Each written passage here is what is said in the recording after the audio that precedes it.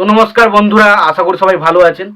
তো বন্ধুরা, এখন একটা হিউমার চান্দ ঘুরে বেড়াচ্ছে, সেটা হচ্ছে দেব এবং জিৎ এবং রাজ চক্রবর্তী, তারা তিনজন মিলে কিন্তু একটা প্রজেক্ট কিন্তু করতে চলেছে। এরকম কিন্তু একটা আপডেট উঠে আসছে। তো যদি আমি বাংলা সিনেমার নিরিখে বা বাংলা সিনেমার যা পরিস্থিতি, এখন যা বাজেট, সেই হিসাবে যদি আমি বিচার করি না, তাহলে আমার মনে হবে এই জিনিসটা কখনোই এই মুহূর্তে পসিবল না। তবে যে জিনিসটা বা যে সমস্ত আলোচনাগুলো আমি শুনতে পাচ্ছি, সেখান থেকে কিছুটা সম্ভব হলেও কিন্তু হতে পারে।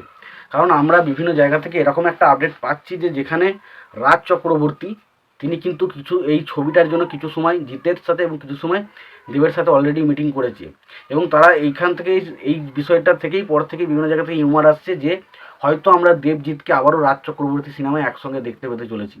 তো সেই বিষয় নিয়ে আজকের কথা হবে। তো আশা করব ভিডিওটা খুবই ইন্টারেস্টিং হবে। ভিডিওটাকে আপনারা শেষ পর্যন্ত দেখবেন, আর চ্যানেলটা নতুন হয়ে থাকলে অবশ্যই চ্যানেলটি সাবস্ক্রাইব করে পাশে বেল আইকনটা অবশ্যই প্রেস করে দেবেন। তো এই যে দেবজিৎ এবং রাজ চক্রবর্তী, এই জুটিটা কিন্তু আমরা এর আগে প্রথমবার পেয়েছিলাম দুই পৃথিবীতে। এটা কিন্তু রাজ চক্রবর্তীর পক্ষেই সম্ভব হয়েছিল। তারা কিন্তু দেবজিৎকে এবং রাজ চক্রবর্তী তিনজনকে আমরা একসঙ্গে দুই পৃথিবী সিনেমাটা দেখেছিলাম, এবং সেই ছবিটা বক্স অফিসে দারুণ সাকসেসফুল হয়েছিল। বাট সেই ছবিটা যতটা পরিমাণ সাকসেসফুল হওয়ার কথা ছিল, ততটা পরিমাণ কিন্তু সাকসেসফুল হয়নি। এটা কিন্তু রাজ চক্রবর্তী একটা নিজের ইন্টারভিউতে কিন্তু পরিষ্কারভাবে জানিয়েছিল যে একটা বাংলার দুজন সুপারস্টার একই ছবিতে, তারপরেও সেই ছবি কিন্তু সেই পরিমাণ কালেকশন কিন্তু আনতে পারেনি। তো দেখুন, তখন যে পরিস্থিতিটা ছিল, তখন কিন্তু ওভারঅল বাংলাতে কিন্তু কমার্শিয়াল ছবি কিন্তু দারুণভাবে চলতো, এবং সেই সময় এমন এমন ঝুলঝাল সিনেমাও বেরিয়েছে যেগুলো জাস্ট কোনো একটা জায়গার সিনেমাকে জাস্ট ধরে পুরো রিমেক করে দিয়েছে।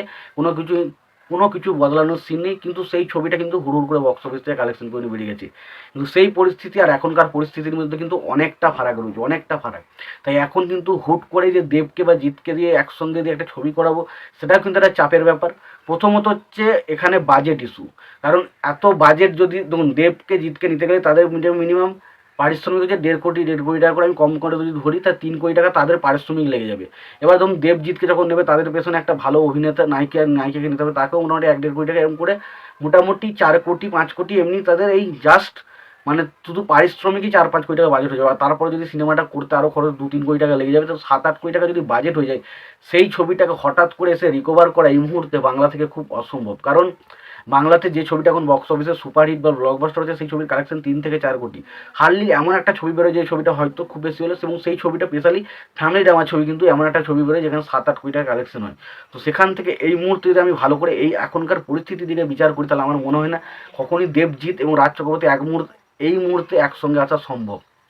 তবে এইটার শুধু একটা সমস্যা নয়, তার পাশে আরও যে সমস্যাগুলো রয়েছে। প্রথম হচ্ছে এখানে বাংলাতে সেই লেভেলের কোনো রাইটার নেই যারা কিন্তু দেবজিতের একটা গল্পকে ভালোভাবে প্রেজেন্ট করতে পারে, সেরকম রাইটারেরও অভাব রয়েছে।